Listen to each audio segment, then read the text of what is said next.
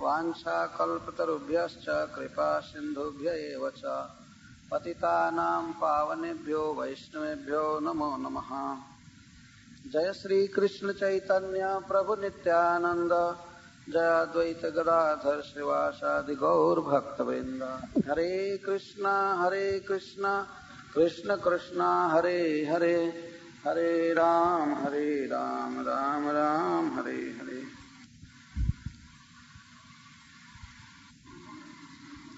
और योग माया अर्थात दुर्गा जी के रूप में दिखाई पड़ी और दुर्गा जी ने कंस से कहा कि कंस, तुमको मारने वाला कहीं जन्म ले चुका है, तुम व्यर्थ बच्चों की हत्या मत करो। तो वो बड़ा प्रभावित हुआ और देवकी वसुदेव को कारागृह से मुक्त कर दिया।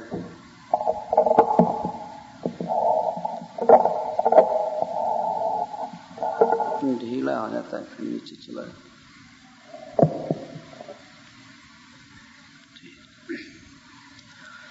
तो देवकी वसुदेव से क्षमा प्रार्थना किया कि हे बहन, हे हमारे बहनोई जी, मैं बहुत बड़ा पापी हूँ, मैं आपके बच्चों की हत्या किया। मैं नहीं जानता था कि आपके 8वें संतान के रूप में ये बच्ची होगी।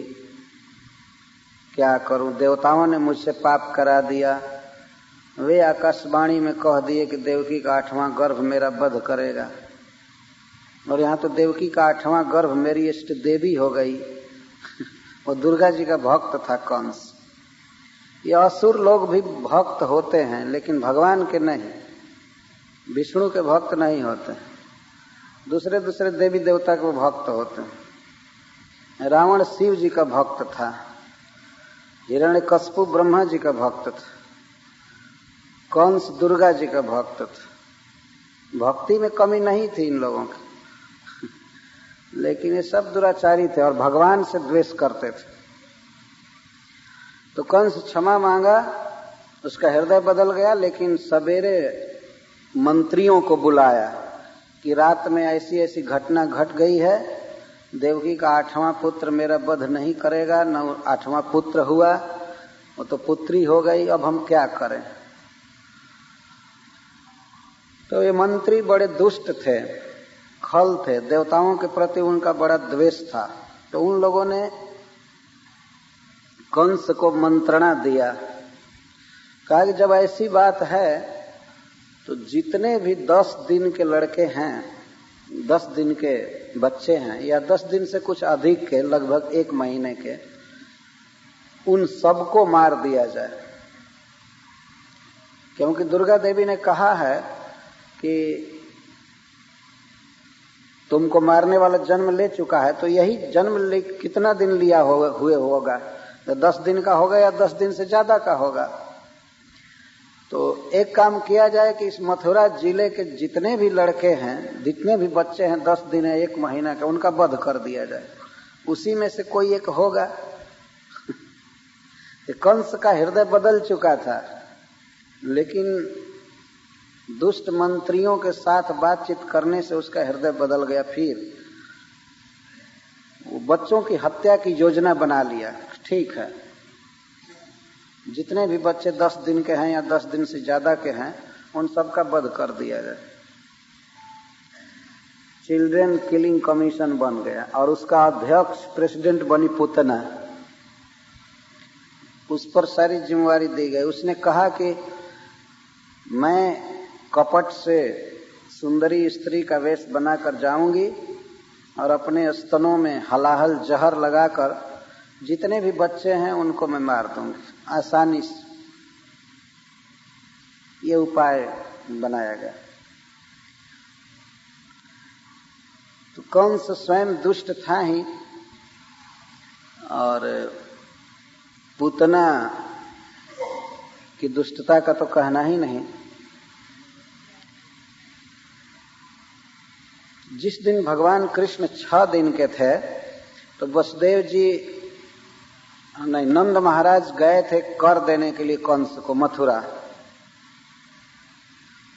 इसका कारण यह था कि जब भगवान कृष्ण जन्म लिए गोकुल में तो चारों तरफ धन बढ़ गया, समृद्धि बढ़ गई, सबके घरों में रत्न भर गए, खेतों में फसलें भर गई, जो पर्वत थे वे रत्न उगलने लगे। लक्ष्मी जी मूर्तिमान ब्रज में आ गई थी भगवान के आने के साथ। नंद महाराज ने सोचा कि कंस का कोई अनुचर इधर आ जाएगा तो यह ठीक नहीं है। प्रायः राज कर्मचारी घूमते रहते हैं वार्षिक कर लेने के लिए। तो नंद महाराज ने सोचा कि यदि कोई इधर कंस का अनुचर आ जाएगा, कर्मचारी आ जाएगा, तो हमारे धन को देखेगा और वो पता लगाएगा कि नंद को एक तत्काल पुत्र हुआ है, नंद को एक पुत्र हुआ है, तो हो सकता है कि हमारे पुत्र को भी, नंद महाराज सोच रहे हैं कि हमारे पुत्र को भी कंस मरवा सकता है, क्योंकि मैं वसुदेव जी का मित्र हूं, भाई हूं। उन्होंने ये सोचा।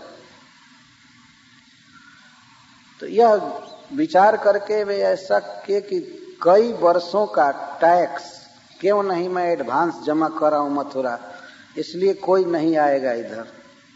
धन था ही, केवल 1 वर्ष का नहीं, 2-4 वर्ष का जो कर होता है वो मैं आगे चुका दूं, जिससे कंस का कोई आदमी हमारे ब्रज में न आने पाए। यही सोच करके वे पैसा लेकर गए चुकाने के लिए कर।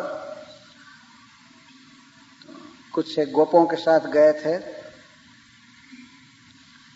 तो कर चुका दिए। वे मथुरा के बाहर एक बगीचा में ठहरे हुए थे। तो वसुदेव जी उस समय अपने घर पर थे, कंस जेल से मुक्त कर दिया था। वे आए नंद महाराज से मिलने के लिए। तो यहाँ एक प्रश्न होता है कि नंद महाराज से वे क्यों आकर के मिले, अपने घर क्यों नहीं बुलाए। वसुदेव जी बहुत चतुर व्यक्ति थे। उन्होंने सोचा कि यदि नंद महाराज को अपने घर पर बुलाऊंगा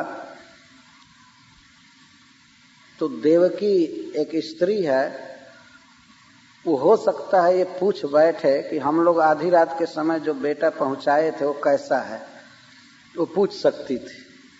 लेकिन माता का हृदय बड़ा वात्सल्यमय होता है। तो वसुदेव जी नंद महाराज को अपने घर नहीं बुलाए, वे उनसे मिलने के लिए आए और अकेले आए। दोनों भाइयों में भेंट हुई, परस्पर समाचार पूछा गया।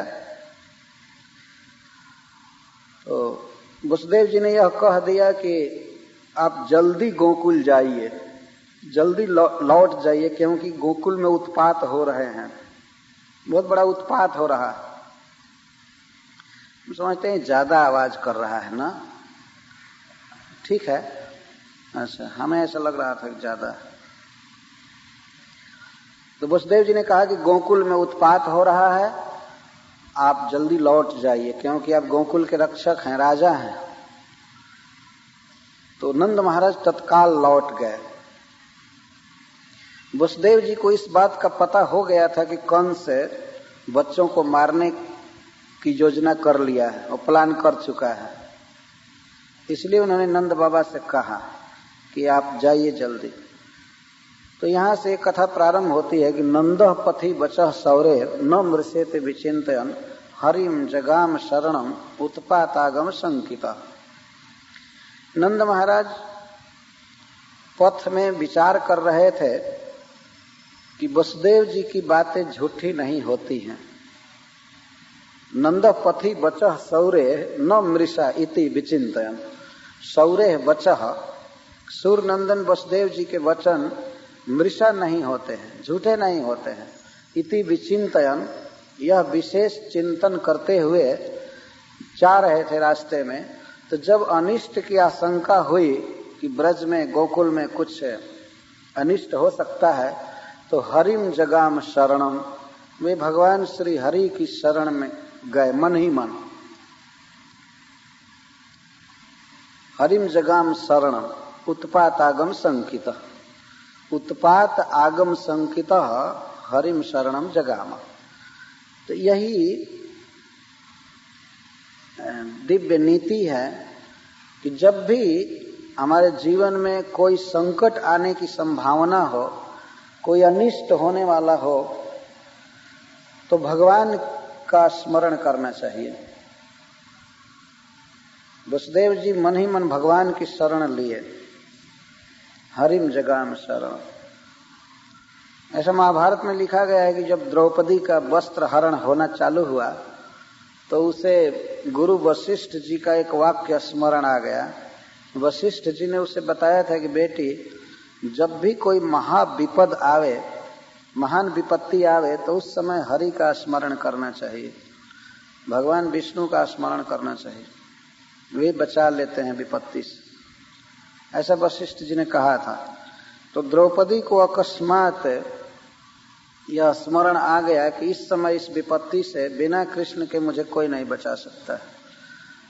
तो वह हाथ को ऊपर करके और हे गोविंद, हे द्वारकावासिन कहकर पुकारने लगी। जैसे आप ब्रज की रक्षा किए थे इंद्र के उत्पात से, वैसे ही इन कौरवों के अत्याचार से हमारी लाज बचाइए। वो भगवान आ गए। प्राय इस संसार में सब पर संकट आता ही रहता है और संकट के समय मनुष्य की विशेष चेतना की पहचान होती है कि वह किस पर भरोसा करता है। प्राय संकट पड़ता है इस संसार में तो लोग किसी देवी देवता की शरण लेते हैं अथवा किसी मिनिस्टर की शरण लेते हैं। कोई अपना बड़ा आदमी होता है तो उसकी शरण लेते हैं कि वो हमारा काम करेगा, या माता पिता की शरण लेते हैं। लेकिन विवेकी पुरुष जानते हैं कि इस संसार में विपत्तियों से रक्षा केवल भगवान कर सकते हैं। वो समस्त विपत्तियों से रहित हैं और बाकी दूसरे लोग तो अनेक कमियों से युक्त हैं, वे क्या रक्षा करेंगे। तो बुद्धिमान व्यक्ति भगवान विष्णु की शरण लेते हैं, यह शास्त्र प्रमाण है। तो वसुदेव जी मन ही मन भगवान की शरण गए। नंद महाराज मन ही मन भगवान की शरण लिए। क्या संकट आने वाला था? वसुदेव जी ने जिसका संकेत किया था वो संकट ये था कि कंसे न प्रहिता घोरा पूतना बाल घातिनी शिशुन चचार निघ्नन्ति पुरग्राम ब्रजादिषु। कंसे न प्रहिता घोरा पूतना बाल घातिनी। एक राक्षसी थी जिसका नाम था पूतना। संस्कृत में पूत का अर्थ होता है पवित्र और ना माने नहीं, जो पवित्र नहीं थी। श्रीपाद वल्लभाचार्य जी ये अर्थ किए हैं, जो पवित्र नहीं थी, बहुत अशुद्ध थी, राक्षसी थी। तो किसी भी मनुष्य के सद्गुण का जब वर्णन किया जाता है तो उसकी शुरुआत होती है उसके भोजन से। जो जैसा भोजन करता है उसके अनुसार ही उसकी चेतना बनती है। जेमनी अन्न तेमनी मन, बंगाल में कहते हैं जैसा अन्न होता है वैसा मन बनता है। तो ये पूतना रुधिरासना थी। रुधिर का अर्थ है खून, रक्त, और आसन माने भोजन। खून पीना इसका बड़ा प्रिय भोजन था। इस बात को तो यहाँ रहने वाले लोग आसानी से समझ जाएंगे। खून में भी गाय का खून भी लोग यहाँ पीते हैं, गाय का मांस खाते हैं। तो दूसरे रूप में कह करके थोड़ा उसकी कठोरता को ढक देता है अंग्रेजी का शब्द। गोमांस न कहकर बीफ कहते हैं। लेकिन इस तरह से मांस खाना और खून पीना यह राक्षसों का काम है वास्तव में। तो रुधिरासना थी। हमारे वैदिक समाज में भोजन के द्वारा समाज का वर्गीकरण किया गया था, भोजन द्वारा। और जितना भी वर्गीकरण हुआ है वैदिक काल में, उसमें गाय का मांस खाने वाला कोई नहीं था। तो गाय का मांस खाने वाला आदमी है ही नहीं, इसलिए उसको किसी वर्ग में नहीं रखा गया। आदमी में सबसे छोटा आदमी, छोटा मनुष्य उसको माना जाता था जो कुत्ते का मांस खाता था। उसको स्वपाक या स्वपच कहा जाता था। इस तरह भोजन के ग्रेड के अनुसार ही मनुष्य की ऊंचाई नीचाई का पता चलता था। जितने भी महान व्यक्ति थे सब वेजिटेरियन थे, सभी फर्स्ट क्लास के। और जो ऋषि मुनि हो जाते थे तो वेजिटेरियन में भी वो तो सूखा पत्ता या कुछ फल आदि खा करके जीवन निर्वाह करते थे, इसलिए और ऊंचे थे। जितना डिग्रेडेशन होता है, ग्रेड नीचे जाता है, उतना ही भोजन बिगड़ता जाता है। और उसमें मांस और खून है, ये सब खाना तो ये तो आदमी के वर्गीकरण से और आउट कर देता है, वो फिर मनुष्य नहीं रह जाता। तो गाय का मांस खाने वालों को मनुष्य माना ही नहीं गया है शास्त्र में, उनको राक्षस की कोटि में रखा गया है। तो इस प्रकार वो रुधिरासना थी और उसका क्रूर हृदय था। वो वध तो करती थी मनुष्यों का, लेकिन उसमें भी बाल घातिनी बच्चों का वध करती थी। बच्चों को देखकर किसी के हृदय में भी दया उत्पन्न हो जाती है। कंस स्वयं ही बाल घाती था। देवकी के अपने बहन के 6 पुत्रों की हत्या किया था आकाशवाणी सुनकर। तो यह पूतना उसी के द्वारा ट्रेंड की गई थी। बच्चों की हत्या करना कितना क्रूर हृदय है, हम लोगों के समझ से वास्तव में बाहर की बात। छोटे छोटे बच्चों को लेकर गोद में और उनको जहर दे दिया जाए मुख में और ये मर जाए, तो पूतना बाल घातिनी।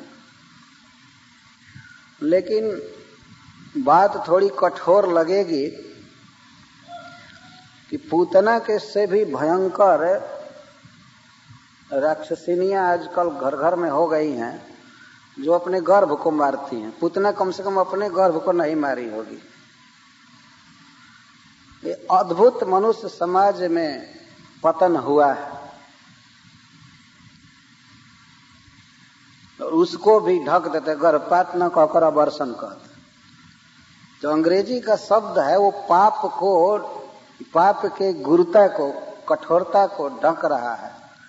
लेकिन भारतीय लोग इसको समझ सकते हैं कि कितने शब्द हृदय विदारक हैं। गर्भपात क्या, गर्भहत्या सीधे कहो तो मनुष्य की हत्या है वास्तव में। पता नहीं उसमें से कौन बड़ा व्यक्ति आ रहा होगा गर्भ से, और मां होकर भी हम अपने से अपने बच्चे को मार रहे हैं। ऐसा कोई जीव नहीं करता। कुछ ऐसे जीव हैं जो ऐसा करते हैं, जैसे सांप अपने बच्चे को खा जाता है, कुछ मछलियां अपने बच्चे को खा जाती हैं, लेकिन मनुष्य इस तरह नहीं करता। तो पूतना खून पीने में बहुत तेज थी, बच्चों की हत्या करती चलती थी। और शिशुंश्चार निघ्नन्ति, और खोज खोज करके बच्चों की हत्या किया करती थी। पूरा ग्राम ब्रजादिषु, पूरा मतलब नगरों में, गांवों में और ब्रज में। ब्रज का अर्थ होता है अहीरों की बस्तियां, जहां गौएं रहती हैं, उनको ब्रज कहते। तो सब जगह वो खोज खोज करके मारा करती थी।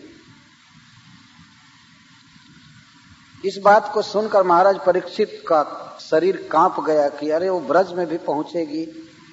जब कंस भेजा है तो सुखदेव गोस्वामी आश्वासन देते हैं महाराज परीक्षित को कि न जत्र श्रवणादिनी रक्षो ज्ञानी स्वकर्मसु कुर्वन्ति सात्वताम भर्तुर जातु धान्य सतत्र ही।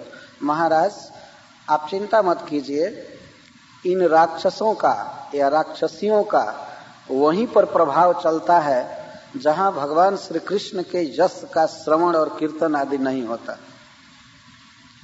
तो जहां श्रवण कीर्तन होता है भगवान का, वहां भी राक्षसों का प्रभाव नहीं होता है। तो फिर जहां वे साक्षात विद्यमान है वहां क्या अनिष्ट हो सकता है। इसलिए आपको चिंता नहीं करनी चाहिए। इसके द्वारा यह सिद्ध कर रहे हैं कि यह पूतना स्वयं ही मारी जाएगी। ये जो गोकुल में जा रही है ये वहीं पर शरीर त्यागेगी, वहीं मरेगी। ये नहीं मार पाएगी भगवान को, या अन्य किसी भी बच्चे को नहीं मार पाएगी। ब्रज में जाने पर प्रथम बार दैव इच्छा से, भगवान की इच्छा से यह नंद भवन में चली गई। अब एक भी बच्चे को मार नहीं पाई थी, दूसरे जगह मारी थी, लेकिन नंद बाबा के ब्रज में यह प्रथम बार ही कृष्ण के पास चली गई। तो यह बहुत बड़ा आश्वासन वाक्य है। जितना भी अनिष्ट है, उत्पात है राक्षसों का, यह भूत प्रेत आदि का, यह वहां नहीं चलता है जहां भगवान का कीर्तन किया जाता है। हरे कृष्णा कृष्ण कृष्ण हरे हरे, हरे राम राम राम हरे। बहुत भारी से भारी विपत्तियां और राक्षसों का अत्याचार वहां समाप्त हो जाता है। ये भगवान के श्रवण कीर्तन का प्रभाव है। तो सा खेचरी एक दो प्रत्य पूतना नंद गोकुलम जो सित्वा मायात्मानम प्राविशत कामचारिणी। तो वह पूतना एक बार उत्पेत्य आकाश मार्ग से गई उड़कर। वो आकाश गामिनी भी थी, कहीं भी चल सकती थी, जल में, थल में, आकाश में, कहीं भी चल सकती थी। तो आकाश मार्ग से एक बार वो गोकुल में पहुंची। किस रूप में? जो सित्वा माया आत्मानम, अपने को एक अतिशय सुंदरी स्त्री के रूप में सजा करके, मानवी के रूप में खूब अपना मेकअप की, सजाई। मेकअप ही नहीं कि वो अपना शरीर भी बदल ली, शरीर को बहुत सुंदर कर ली, सुंदर वस्त्र पहनी। इस पर प्रश्न होता है कि कैसे वो निर्लज्ज होकर के दूसरे के घर में जा रही थी। तो इस पर सुखदेव गोस्वामी कहते हैं कामचारिणी। कामचारिणी का अर्थ होता है अपनी कामना के अनुसार चलने वाली, घूमने वाली। हमारे वैदिक समाज में स्त्री को कभी भी पति के बिना अकेले नहीं घूमना चाहिए। तो जो स्त्री अपनी इच्छा से घूमा करती है उसको स्वेच्छाचारिणी या कामचारिणी कहते हैं। किसी के घर में कहीं भी घूमे फिरे, वो कामचारिणी। काम का अर्थ होता है इच्छा, कामना। जहां मन किया बस चलो, चलो, इसको कामचारिणी कहते। वो कामचारिणी थी, उसके मन में इच्छा थी बच्चों की हत्या करने की, तो हत्या करने के उद्देश्य से चली। तो कामचारिणी शब्द की व्याख्या कर रहे हैं सुखदेव गोस्वामी। कैसी थी? जो सित्वा मायात्मानम, वो अपने को सुंदरी स्त्री के रूप में बनाई, सुंदरी बन गई। तो वर्णन कर रहे हैं तामकेश बंध व्यतिशक्त मल्लिकाम बृहन नितंब स्तन कृष्ण मध्यमाम सुवाससम कंपित कर्ण भूषण तिसो लसत कुंतल मंडित आनना।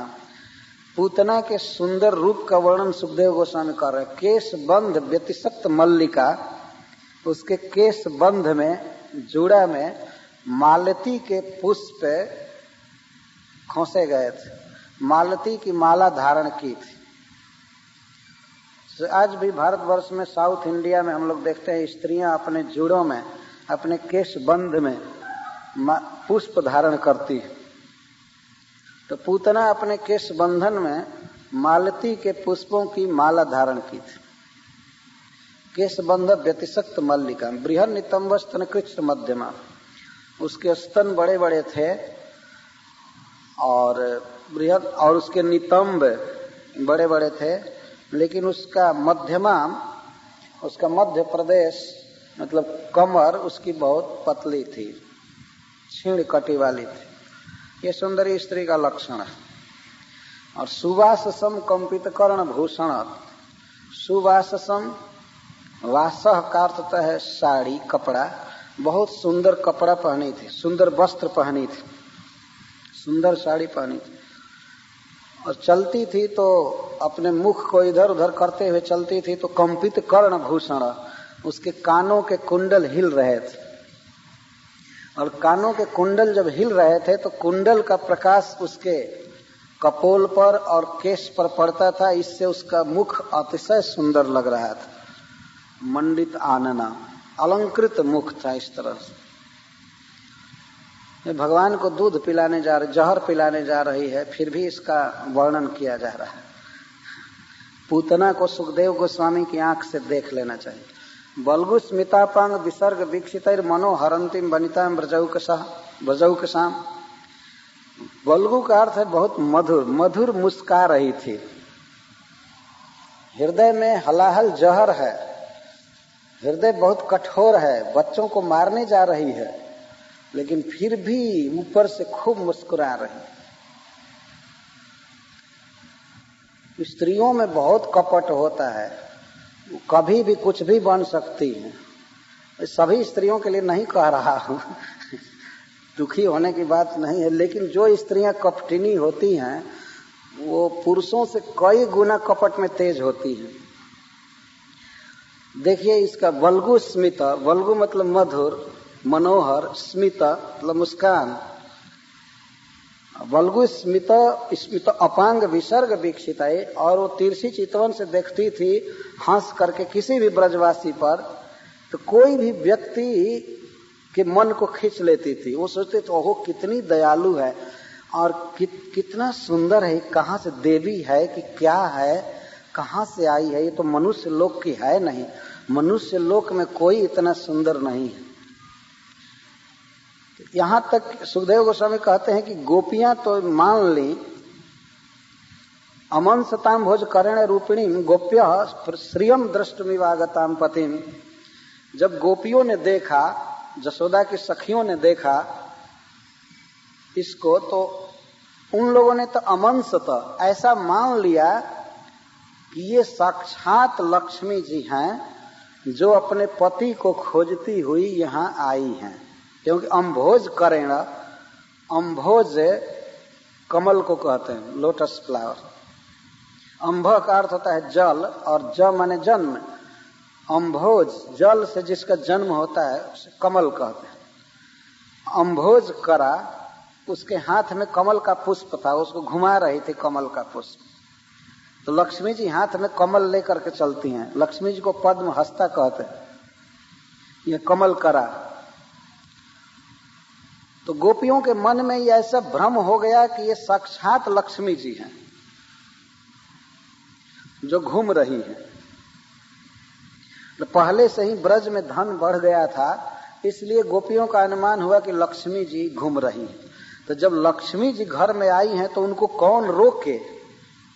कोई रोका नहीं कि हमारे घर में मत आओ, हमारे बच्चे को मत छुओ, कोई नहीं रोक पाया। बल्कि सौभाग्य मान रही थी कि लक्ष्मी जी आज हमारे घर में आई हैं, इनकी कृपा दृष्टि होगी। तो इस तरह से वो प्रवेश कर रही थी। एक प्रश्न का उत्तर है इसमें वास्तव में। प्रश्न है कि ब्रजवासियों ने या गोपियों ने उसके कपट को क्यों नहीं पहचाना? तो सुखदेव गोस्वामी कहते हैं कपट पहचानने की बात कहाँ है, उल्टे वे लोग अपना सौभाग्य मान रहे थे कि श्री जी आ गई, हाथ में कमल लेकर श्री जी आ गई। पतिम द्रष्टुम, अपने पति का दर्शन करने के लिए। कृष्ण को नहीं जान रही थी कि यही पति हैं, लेकिन वह ऐसा समझ रही थी कि मानो लक्ष्मी जी घूम रही हैं, कहीं इनके पति देव इधर उधर होंगे ब्रज में, उन्हीं को देखने के लिए आ गई है। तो हमारा अहोभाग्य है कि ये हमारे घर में आई हैं। तो बालक गृहस्तत्र विचिन्वती शिशुन जदृक्षयानंद गृहे सदंतकम बालम प्रतिच्छन्न निजोरु तेजसम ददर्श तल्पे अग्निमिवाहितम भसे। तो अकस्मात जदृक्षया वो नंद महाराज के भवन में प्रवेश कर गई। पहले ब्रज में घूमी, घूमते घूमते नंद भवन में प्रवेश की। पहले गली में चल रही थी तो गोपियों ने समझा कि तो लक्ष्मी जी घूम रही है। तो नंद भवन में बिना किसी के बुलाए प्रवेश की। पता लगा ली थी कि नंद भवन में एक लाला हुआ है, एक बच्चा हुआ है, तो प्रवेश कर गई। तो उसने देखा बच्चे को, तो उस बच्चे का वर्णन करते हैं सुखदेव गोस्वामी, असद अंतकम, असत असताम अंतकम। जितने भी असत हैं, दुष्कृति हैं, उनका अंत करने वाला वो बच्चा कैसा था? असद अंतकम, असताम अंतकम। जितने भी दुष्ट इस संसार में होते हैं, भगवान के सामने वे नहीं टिक पाते हैं। भगवान जब यहाँ आते हैं तो अपना मिशन पूरा करके चले जाते हैं। जिसको चाहते हैं मारना मार देते हैं अगर कोई पाप करता है।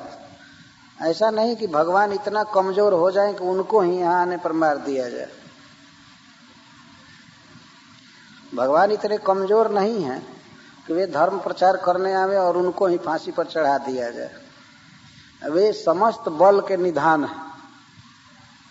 बलम बलवताम चाहम।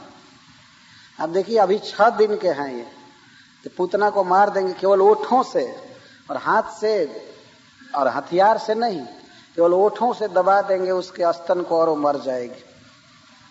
यह है भगवान का बल। हिरण्यकश्यप को नख से चीर दिए कोई हथियार नहीं है नख। वज्र भी जिस पर कोई प्रहार नहीं कर पाया, प्रभाव नहीं दिखा पाया, उस हिरण्यकश्यप की छाती को भगवान ने अपने नख से चीर दिया, बात की बात में। ये भगवान का बल होता। तो असत अंतकम, असत पुरुषों का, असत लोगों का नाश करने वाले शिशु को उसने देखा। बालम, लेकिन वो बच्चे के रूप में लीला कर रहे थे। ऐसे उत्तान लेटे हुए थे पालने में, और निजोर तेजसम प्रतिच्छन्न, प्रतिच्छन्न निजोर तेजसम, अपने महान तेज को भगवान छिपाए हुए थे। ये सूर्य चंद्रमा और अग्नि में भी जो तेज है वो सब भगवान का है, महान तेज है, लेकिन वे अपने तेज को बाल लीला से द्वारा छिपाए थे। उस तरह से जैसे राख के भीतर आग छिपी रहती है। यहाँ तो ये सब चीज देखने को भी नहीं मिलता होगा कैसे राख के भीतर आग छिपी रहती है। ये भारत के गांवों में हम लोग देखते हैं, बहुत प्रचंड अग्नि होती है, लेकिन बाहर राख छा जाती है, भीतर लाल लाल आग रहती है। यदि अब राख हटाइए, भस्म हटाइए तो आग दिखाई पड़ती। तो बाल लीला के आवरण में अपने अपार तेज को भगवान छिपाए थे। तो पूतना नहीं समझ रही थी और उसने एक साधारण बच्चा समझा। तो विबुद्धताम बालकमारिकाग्रहम चराचरात्मा सन्निमीलिते क्षण। तो भगवान जान गए कि पूतना आ रही है, क्योंकि चराचरात्मा, भगवान चर और अचर सबके आत्मा है। आत्मा का अर्थ होता है अंतर्यामी, जो समस्त प्राणियों के हृदय में विराजते हैं और सब कुछ जानते हैं, उनको परमात्मा कहते हैं। हम लोग अपने देह के समाचार को जानते हैं, हमारे देह में क्या होता है हम इसको जानते हैं, लेकिन दूसरे जगह पर दूसरे के देह में क्या हो रहा है हम नहीं जानते। ये हमारे देह में कोई सुई चुभावे या कुछ कोमल चीज दे तो हम जानेंगे, लेकिन भगवान ऐसे हैं कि समस्त शरीरों में जो कुछ होता है वे सब जानते हैं। समस्त शरीरों में और अनादि काल में जो कुछ हुआ, अनंत काल तक जो कुछ होगा, जो भी हो रहा है, एक एक प्राणी के हृदय में क्या इच्छा उठ रही है, क्या उसको जरूरत है, सब कुछ भगवान जानते हैं। हम लोग नहीं जानते, हम तो अपने बारे में भी नहीं जानते। किसी से पूछा जाए कि आप 6 अगस्त को ये 7:30 बजे कहाँ थे, तो एक दिमाग लगाना पड़ेगा, देखना पड़ेगा, डायरी उलटना पड़ेगा कहाँ मैं था। और यह पूछ दिया जाए कि इस सेकंड पर, इस मिनट पर आप क्या सोच रहे थे, तो ये तो इसमें तो मर ही जाएंगे, ये तो पता नहीं लगेगा, है कि नहीं। अपने बारे में भी हम लोग कुछ नहीं जानते हैं, लेकिन भगवान श्री कृष्ण सबके विषय में जानते हैं, सब कुछ कंप्लीट। वेदाहम समतीतानि वर्तमानानि चार्जुन भविष्याणि च भूतानि माम तु वेद न कश्चन। भगवान गीता में कहते हैं कि अतीत में जो कुछ हो चुका है मैं सब जानता, भविष्य में जो कुछ होगा सब मैं जानता, वर्तमान में एक एक प्राणी के हृदय में क्या संकल्प उठ रहा है, क्या सोच रहा है, सब कुछ मुझे मालूम, लेकिन मुझको कोई नहीं जानता है। माम तु वेद न कश्चन, कश्चन कोई भी मुझको नहीं जानता है। ये तो प्रकट हम लोग देखते हैं कि वास्तव में भगवान कृष्ण को बहुत से लोग नहीं जानते।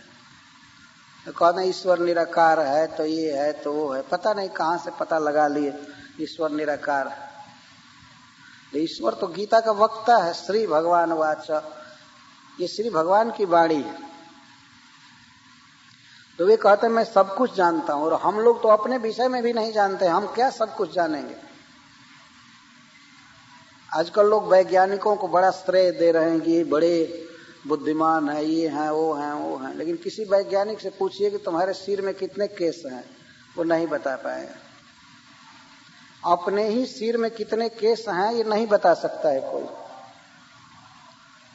ये हम जो खा रहे हैं उसमें से कितना ग्राम खून बना, कितना मल मूत्र बना, कितना मांस बना, बताओ। अपने शरीर का ही पता नहीं। लेकिन भगवान श्री कृष्ण चराचरात्मा, चराणाम अचराणाम च आत्मा अंतर्यामी।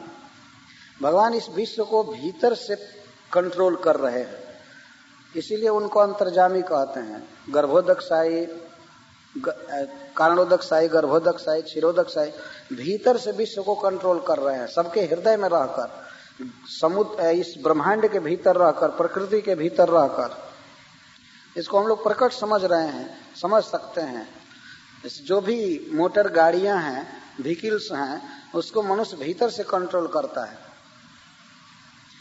बाहर से पकड़ करके नहीं चलाता है रोड पर, भीतर स्टीयरिंग पकड़ा हुआ है और कंट्रोल कर रहा है।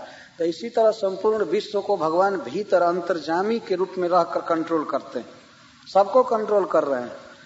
सर्वस्व चाहम हृदय सन्निविष्ट, वे समस्त प्राणियों के हृदय में भी हैं और ब्रह्मांड में भी हैं, सब कुछ उनके कंट्रोल में है। ये हमारे कंट्रोल में कुछ भी नहीं है।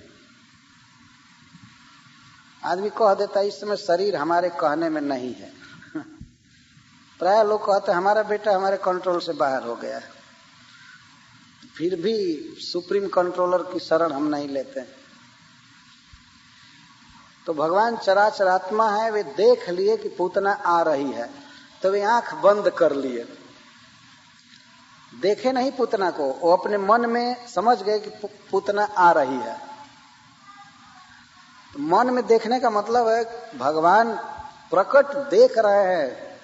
ऐसा नहीं है कि वे आंख बंद कर लिए तो नहीं देखते हैं। हम लोग आंख बंद कर लेते हैं तो नहीं देखेंगे, लेकिन भगवान आंख बंद किए किए ही सारे जगत को देखते हैं।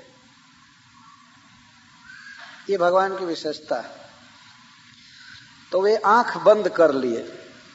इस पर कई आचार्यों ने बहुत से भाव व्यक्त किए हैं कि पूतना के आने पर भगवान श्री कृष्ण आंख क्यों बंद कर लिए। श्रीपद वल्लभाचार्य अपनी सुबोधनी टीका में लिखे हैं कि भगवान ने सोचा कि ऐसी पापनी का मुख नहीं देखना चाहिए, इसलिए वे आंख बंद कर लिए।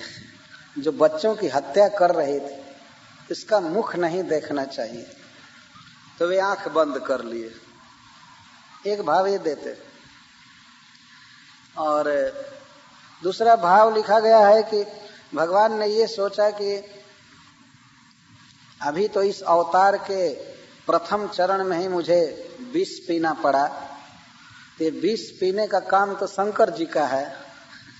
तो वे ध्यान करने लगे कि हे शिव जी, आप जहर पी लीजिए, हमको अभी दूध पीने दीजिए, अभी तो मैं दूध पीना चाहता, और ये आई है विष पिलाने के लिए, तो आप अपना भाग ले लीजिए। एक आचार्य ने टीका लिखा, और कोई भी भाव ठीक है। अथवा भगवान की आंखों पर सूर्य और चंद्रमा का निवास है, तो दो मार्ग हैं ऊपर जाने के, चंद्र मार्ग, सूर्य मार्ग, स्वर्ग जाने के। तो सूर्य और चंद्रमा ने सोचा कि भगवान बड़े दयालु हैं, इस पापनी को मुक्ति देंगे, अपने धाम, अपना धाम देंगे। लेकिन सूर्य चंद्रमा ने सोचा कि हम तो नहीं जाने देंगे, हम नहीं जाने देंगे इस पापनी को, इसीलिए वो बंद हो गए, अपना द्वार बंद कर लिए। ये भी एक भाव है कि हम इसको नहीं जाने देंगे। अथवा भगवान ने यह ध्यान किया कि देखें पूर्व जन्म में ये क्या क्या थी और इसने कुछ पुण्य किया है कि नहीं। अब तो मैं इसको माता की गति दूंगा ही, लेकिन पिछले जन्मों में इसके कुछ सुकृत हैं या नहीं है, इसको देखने के लिए वे थोड़ा समाधि जैसा कर लिए। जो कुछ भी हो, भगवान आंख बंद कर लिए। तो उस समय वे आंख बंद कर लिए थे, तो पूतना आई, देखी, और माँ जसोदा और रोहिणी वहां पर खड़ी थी, लेकिन वे उसको रोक नहीं पाई और इतना भाव व्यक्त कर रही थी कि हमारा बच्चा आहा कितना सुंदर है, अरे भगवान करे कि मैं इसकी माँ हुई होती तो कितना अच्छा होता, हमारे कोख से जन्म लिया होता। तो माँ जसोदा को तो ये भ्रम हो गया कि मैं इसकी माँ हूं कि ये इसकी माँ है। इतना वात्सल्य पूर्ण वचन बोल रही थी कि माता जसोदा को ग्लानि होने लगी कि हमारे भीतर इतना वात्सल्य नहीं है। वो कहने लगे कि ओहो ओहो, विधाता कृपा करके हमारे गर्भ से इसको जन्म दिया होता, कितना सुंदर बच्चा है, कितना सुंदर बच्चा है, अरे मेरा पुत्र, मेरा बेटा, मेरा पुत्र, कह करके उठा ली। जब इस तरह से वो नाटक कर रही है तो माँ जसोदा और रोहिणी क्या कर सकती थी? हरि बोल। और दोनों बच्चों को मना कीजिए, डिस्टर्ब कर, शांत रहो, शांत। मैं जानता हूं कि वो समझ नहीं रहे हैं, लेकिन फिर भी शांत रहना चाहिए।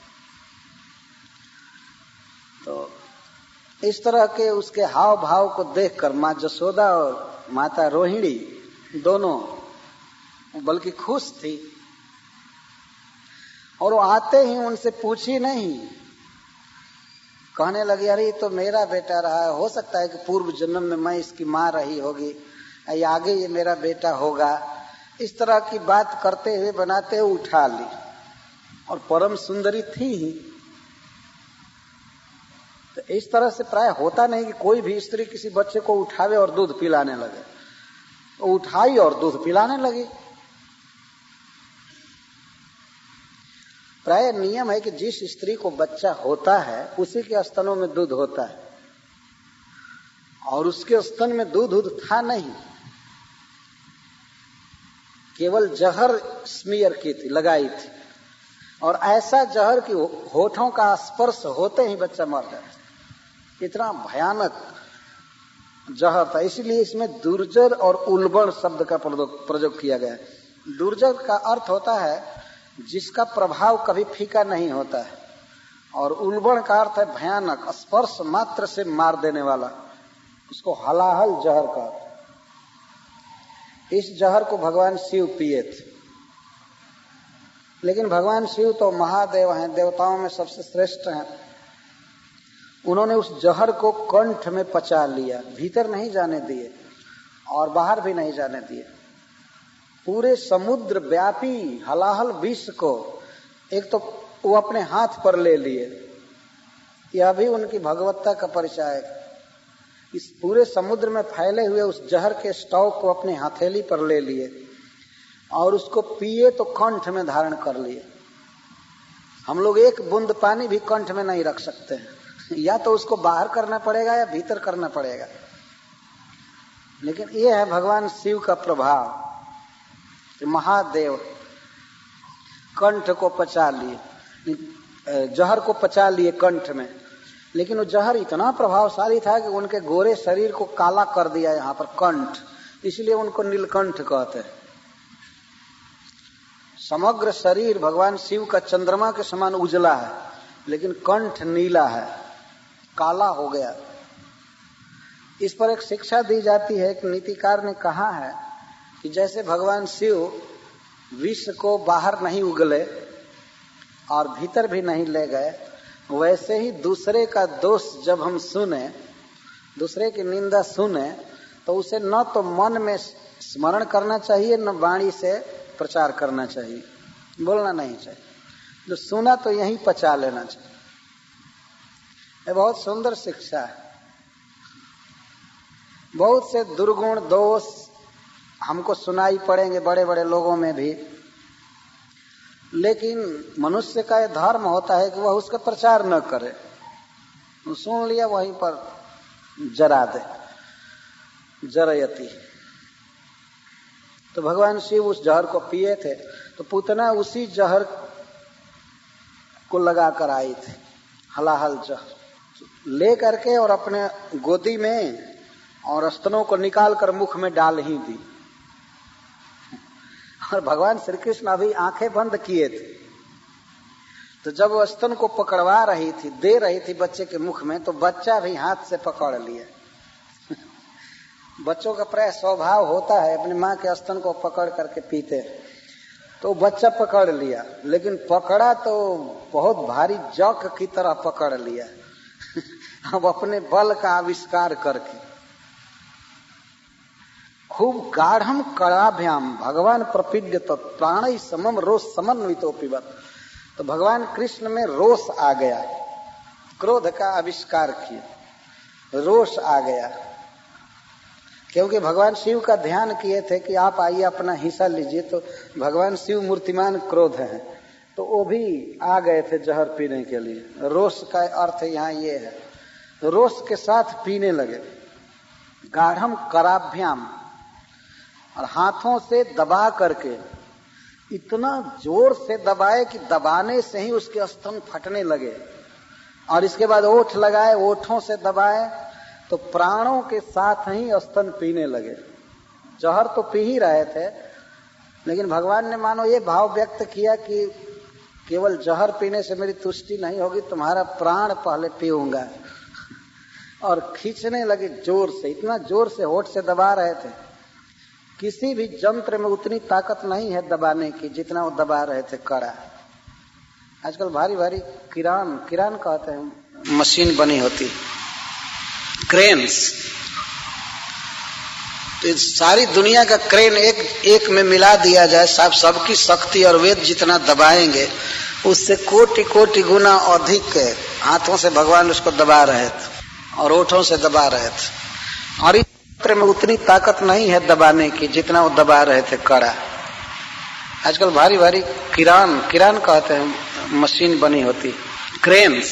तो सारी दुनिया का क्रेन एक में मिला दिया जाए, सबकी शक्ति और वेद जितना दबाएंगे उससे कोटि कोटि गुना अधिक हाथों से भगवान उसको दबा रहे थे और ओठों से दबा रहे थे। और इस तरह उसके प्राणों को पीना चालू किए। जब ही पीना चालू किए तो सा मुंच मुंचालमिति प्रभाषिणी निष्पिड्यमान अखिल जीव मरमरी। अब उसके शरीर का एक एक अंग टूटने लगा, वो छटपटाने लगी, हाथ पीटने लगी, पैर पीटने लगी, केस बिखर गए। आय रे बाप, छोड़ रे। वो बच्चे को कहने लगी मुंच मुंच अलमिति, संस्कृत में लिखा हुआ है मुंच मैंने छोड़ रे, अरे हो गया छोड़ रे। लेकिन कृष्ण छोड़ना जानते ही नहीं है, एक बार पकड़ लिए तो पकड़ लिए।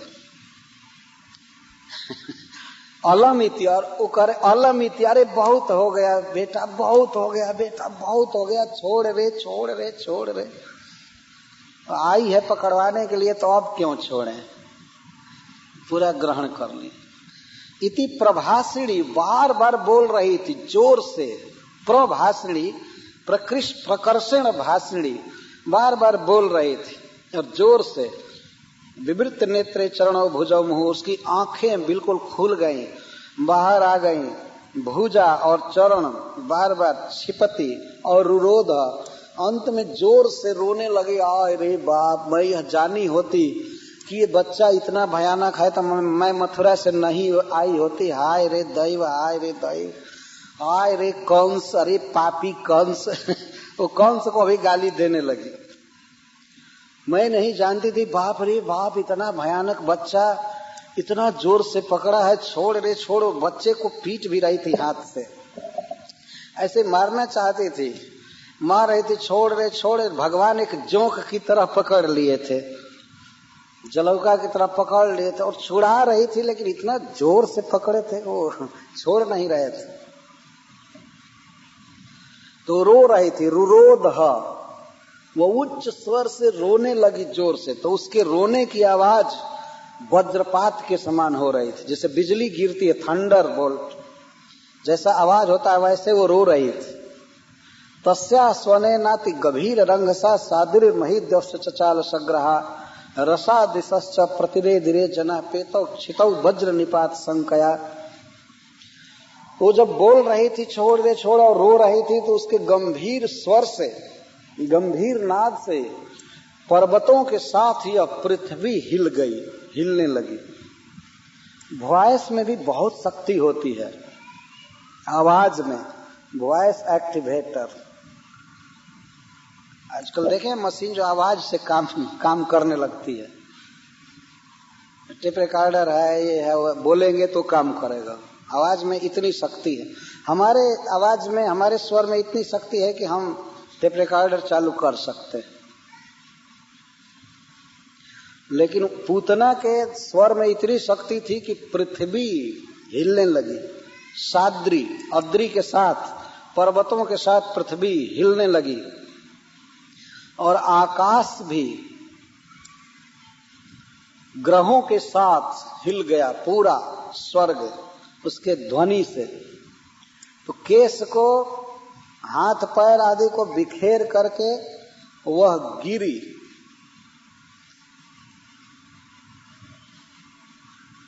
तो जब आवाज कर रही थी तो जितने भी लोग सुने उसकी आवाज को, उसके ध्वनि को, चित्कार को, तो वे सब पेतुच्छित और सब पृथ्वी पर गिर गए बेहोश होकर के। उसके गिरने से पहले सब लोग गिर गए, पृथ्वी पर गिर गए। वज्र निपात संख्या, उनको ऐसा लगा कि हमारे पास ही वज्र गिर गया, हमारे सिर पर वज्र गिर गया, ऐसा लग रहा था सबको, और सब बेहोश होकर नीचे गिर गए। तो शरीर में कुछ हुआ नहीं, लेकिन इसको कहते हैं हदस हो जाना, और ये सब गिर गए। निशाचरित्रम व्यतीतस्तना व्यसुर व्यादाय के संचरणों भुजावती प्रसार्ज गोष्ठे निजरूपमा स्थिता वज्रा तो वृत्रैवा पतन नृप। सुखदेव गोस्वामी उदाहरण दे रहे हैं कि जैसे इंद्र के वज्र से वृत्रासुर गिरे थे, विशाल पर्वत के समान थे वृत्रासुर, तो वे वज्र के मारने से जैसे गिरे थे उसी तरह से पूतना गिरी। यहाँ वज्र के स्थान पर भगवान श्री कृष्ण है और वृत्रासुर के स्थान पर पूतना। भगवान इंद्र ने वृत्रासुर को मारा था। वृत्रासुर का शरीर बहुत बड़ा था। इस विश्व में जितने भी बड़े शरीर वाले हुए हैं उनमें सबसे बड़ा वृत्रासुर था। तो उसको वज्र से मारा गया था। वो पृथ्वी पर जैसे गिरा था उसी तरह वो गिरी, और वो प्राणों को पीने से, स्तनों के दबाने से मर गई। हाथ, पैर और केस बिखेर करके और गिर गए। उसके केसों की लंबाई कुछ फरलांग थी प्रत्येक केसों की, और उसके भुजा आदि तो कई माइल में फैले। यहाँ लिखा गया है नाप हूबहू। यह लिखा गया कि जब वो गिरी, पद्मानोपि तद्देह स्त्री गव्युत्यंतरांतरम चूर्णया मास राजेंद्र महदासी तद अद्भुतम। सुखदेव गोस्वामी कहते हैं कि जब वो गिरी तो 12 माइल में उसका शरीर फैला, 12 माइल में शरीर फैला। कुछ लोग इस पर विश्वास नहीं करेंगे और कहेंगे बढ़ा करके कहा गया है, लेकिन जब बढ़ा करके कहना होता तो 12 ही क्यों कहा जाता? कह दिया जाता कि 12,000 माइल में गिरी थी। ये सत्य है, इतिहास है, बिल्कुल नाप करके कही जा रही है बात। 12 माइल में गिरी, और 12 माइल के भीतर जितने भी वृक्ष थे सब चूर्णया मास, वो चूर्ण कर दी। उसका शरीर गिरने से सब चूर्ण हो गए, वृक्ष चूर्ण हो गए। लेकिन भगवान ऐसी जगह पर पूतना को ले जाकर गिराए थे जहां पर कोई भी ब्रजवासी नहीं दब पाया, केवल वृक्ष दबे, वृक्ष चूर्ण हुए। ब्रज में आज भी वो स्थान है जहां पर उसको गिराया गया था। तो यहाँ पूतना के देह का वर्णन करते हैं सुखदेव गोस्वामी। ईशा मात्रोग्र द्रंष्टास्यम, जब मुख खुला था पूतना का तो उसके दांत कितने बड़े बड़े थे? हल के बराबर थे। हल देखें, हलधर। भागवत समझने के लिए गांव में कुछ दिन रहना जरूरी होगा। हल जो बैल खींचते हैं, हल, तो हल में कई पार्ट होते हैं और इसमें एक लंबी लकड़ी होती है। तो वो जिस तरह से लंबा और टेढ़ा होता उस तरह से भयानक उसके दांत थे, हल के समान। और ऐसे भयानक दांतों से उसका मुख और भयंकर लग रहा था। और गिरी कंदर नासिकम, उसके नाक के छेद कैसे थे? जैसे पर्वत की गुफा। गिरी कंदर, तो सब शरीर के अनुरूप था। वह गिरने से पहले अपने स्वरूप में हो गई, तो उसके स्वरूप का वर्णन किया गया है। सुखदेव गोस्वामी कहते हैं निज रूप मा स्थिता, वो अपने रूप में हो गई थी। पूतना ने सोचा कि अब तो मर ही रही हूं तो अब कपट करके क्या करूंगी। मरने से पहले तो कम से कम कपट छोड़ देना चाहिए। किसी भी मनुष्य को सीखना चाहिए। तो जीवन भर तो पाप किए, दुराचार किए, लेकिन मरने से पहले कुछ वर्ष तो नॉर्मल कंडीशन में आ जाए, तो अब तो भगवान का भजन कर ले। इसको निज रूपम कहते। अपने रूप में आ जाएं, कुछ भजन करें, हरे कृष्णा कृष्ण कृष्ण हरे हरे, हरे राम राम राम। तो अपना रूप पूतना का ये था कि हल के समान उसके बड़े बड़े दांत थे, पर्वत के कंदर के समान, गुफा के समान उसकी नाकें थी, गंड शैलस्तनम रौद्रम, और उसके स्तन कैसे थे, भारी भारी पर्वत शिखर के समान, पत्थर, भारी भारी पत्थर की चट्टान के समान उसके स्तन थे, और विशाल ताल वृक्ष से भी बड़े बड़े लंबे लंबे उसके केस थे। अंधकूप गंभीराक्षं, और उसकी आंखें ऐसी थी जैसे अंधकार से भरा हुआ कुआं हो, अंधकार से भरा हुआ कुआं, अंधकूप कहते हैं उसको। पुलिनारोह भीषणम, और उसकी जांघें जो फैली थी, जांघ, थाइज, इस ऐसा लग रहा था जैसे नदी का तट हो, पुलिन हो, इतनी बड़ी बड़ी उसकी जांघें थी। बद्ध सेतुर्भुजो अंघ्रि, और उसके भुजा जो फैली थी, बाह और चरण फैले थे, तो लगता था कि ये बांध बनाया गया है, बांध है। बांध को इंग्लिश में क्या कहते हैं, डैम, डैम बना दिया गया, इतनी बड़ी बड़ी बाहें थी। शून्य तो ये हृदोदरम, और उसका धसा हुआ पेट वो भी शरीर के अनुसार था, तो लगता था शून्य तो ये हृदोदरम, ऐसा बड़ा सरोवर है जिसमें पानी नहीं है, शून्य तो बिना पानी के खाली सरोवर जैसा उसका पेट था। उसके ध्वनि को सुनकर सब लोग त्रस्त हो गए। पहले तो उसके आवाज को सुन करके सब लोग बेहोश गिरे थे, जब वो रो रही थी, बोल रही थी छोड़ रे छोड़, तो उस समय सब लोग आवाज सुनकर बेहोश गिर गए थे। लेकिन जब बेहोशी टूटी, जब मर गई, तो धीरे धीरे लोग उठे तो देखे विशाल शरीर उसका पड़ा हुआ था। पहले तो सुंदरी स्त्री के रूप में आई थी, इसलिए सब लोग नहीं देखे थे, लेकिन जब उसका निज रूप, अपना रूप प्रकट हुआ, तो विशाल पर्वत के समान पड़ी हुई थी। उसको देख करके तो और त्रस्त हो गए, ध्वनि सुन करके त्रस्त थे, पहले बेहोश थे, अब रूप को देख करके और त्रस्त हो गए। तो यहाँ जब ही वो लेकर के बच्चे को बाहर चली थी, वो नहीं चली थी, बच्चा ही उस पर लटक करके जा रहा था, उसके स्तनों को पकड़ करके पीते हुए गया था। तो लेकर के चली तो गोपियां तो छटपटा रही थी, खास करके यहाँ गोपियों से मतलब है माँ जसोदा की सहचरी गोपियां, वात्सल्य भाव से भरी हुई, तो वे सब भी घर से निकल गई। पुत्र का इतना मोह होता है, इतना स्नेह होता है कि घर से निकल गई, कहाँ जा रही है, कहाँ जा रही है, ये कौन है, क्या हो गया। और जब वह उसका शरीर प्रकट हुआ तो देखी कि बच्चा उसके वक्षस्थल पर खेल रहा है, उस पर पड़ा हुआ, विशाल पर्वत के समान पड़ गई थी और बच्चा उस पर पड़ा हुआ था। और अकुतो भयम, रो नहीं रहा था। बच्चों का प्राय स्वभाव होता है कि अनजान आदमी के पास जाने पर वो रोने लगते हैं, वे अपने माँ के गोद में रहना चाहते हैं, माँ के अंक में रहते हैं, पिता के यहाँ रहते हैं, दूसरे के यहाँ जाना नहीं चाहते, प्राय परिचित लोगों के पास जाते हैं। लेकिन कृष्ण ऐसे बच्चा है कि वो पूतना के छाती पर खेल रहे थे, तो मर गई थी, एक लाश के ऊपर वे खेल रहे थे। कोई भय नहीं, सयाना आदमी भी लाश के ऊपर नहीं खेल सकता है, वो छूने में डर लगेगा। कि उस विकराल मुख वाली पूतना के शरीर पर कृष्ण खेल रहे थे निर्भय, कोई भय नहीं।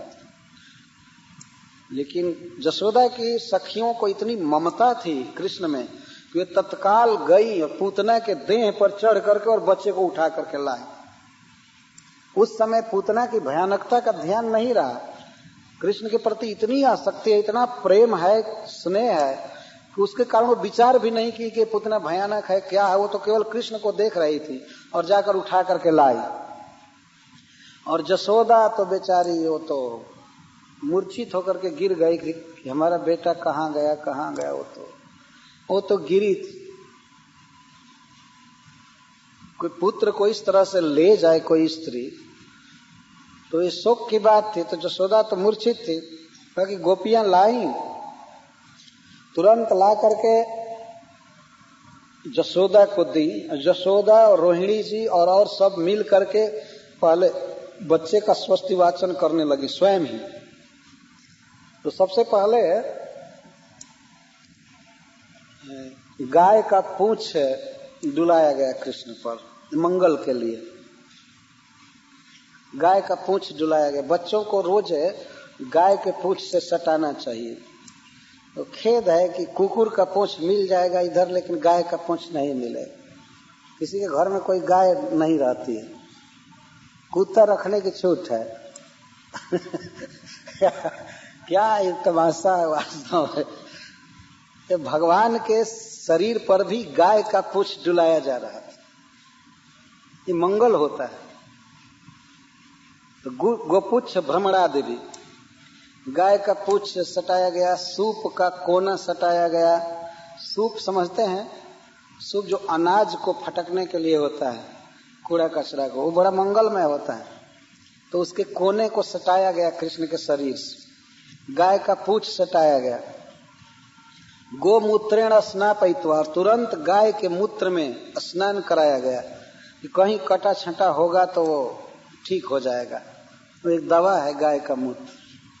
गाय के मूत्र से स्नान किया जाता है शुभ कर्म करने से पहले।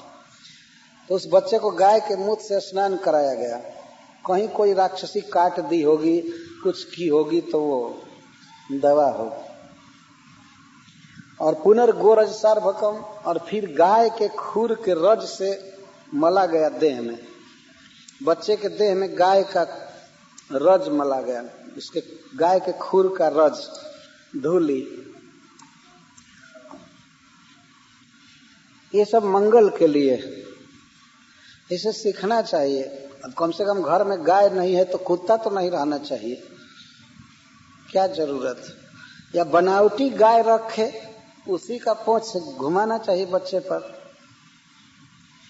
जैसे बनावटी कुत्ता बिल्ली रखते हैं घर में, तो ऐसे गाय रखना चाहिए और उसी का पूंछ सवेरे सवेरे रखना चाहिए, घुमाना चाहिए।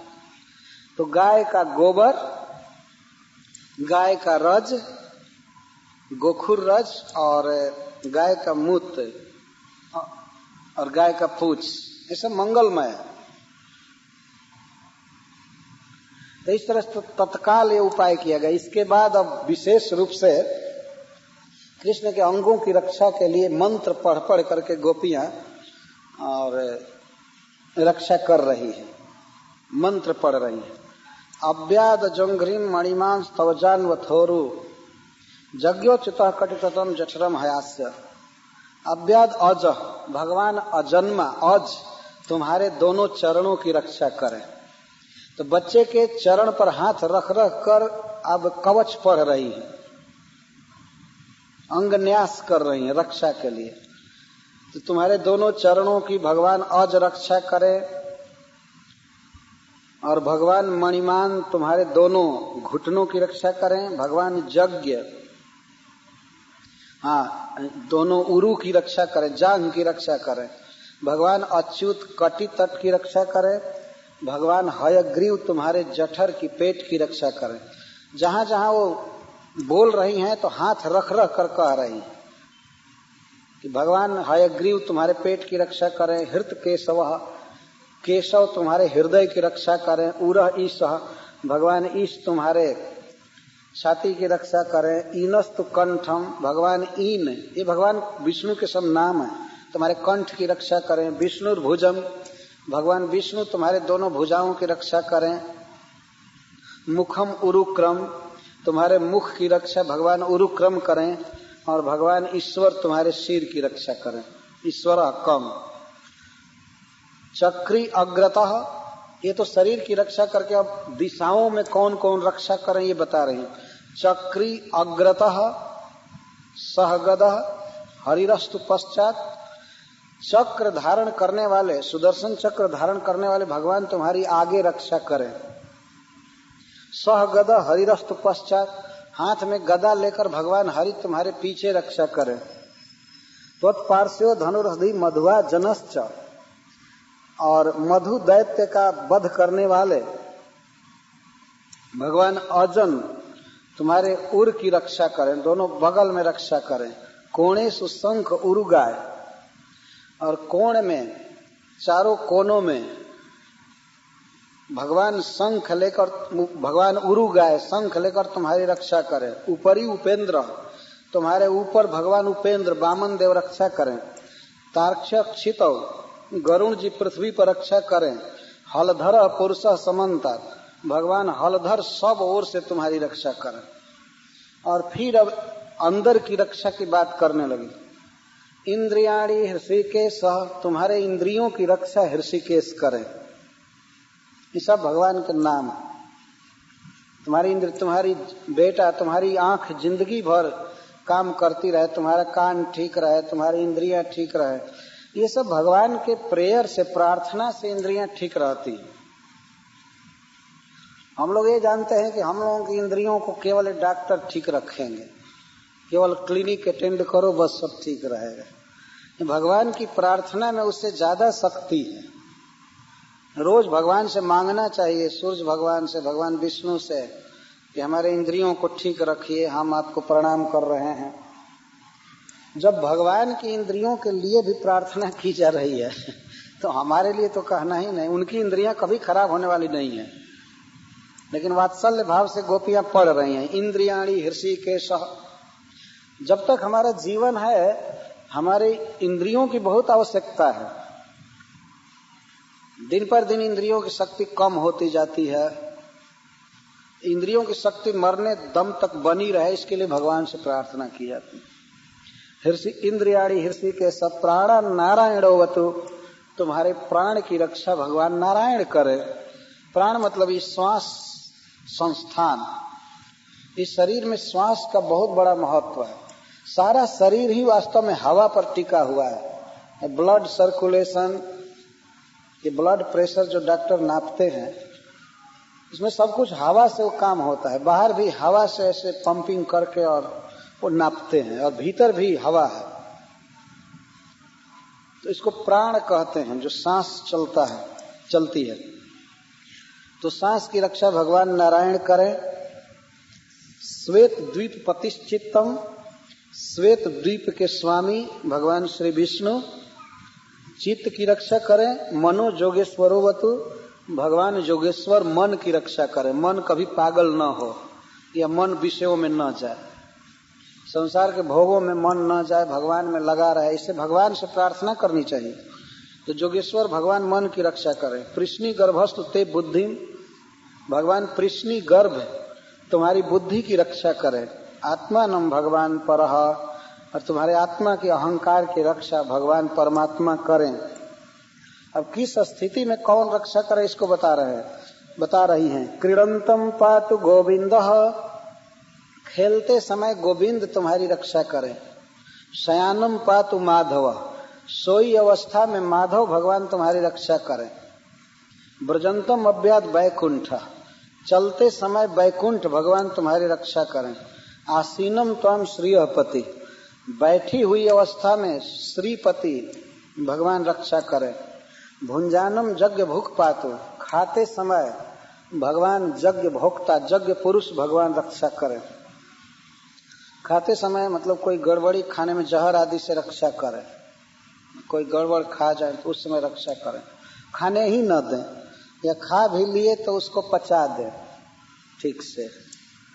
तो यज्ञ भोक्ता भगवान है, खाते समय रक्षा करें। और पातु सर्व ग्रह भयंकर, समस्त ग्रहों को भयभीत करने वाले भगवान विष्णु इस तरह रक्षा करें।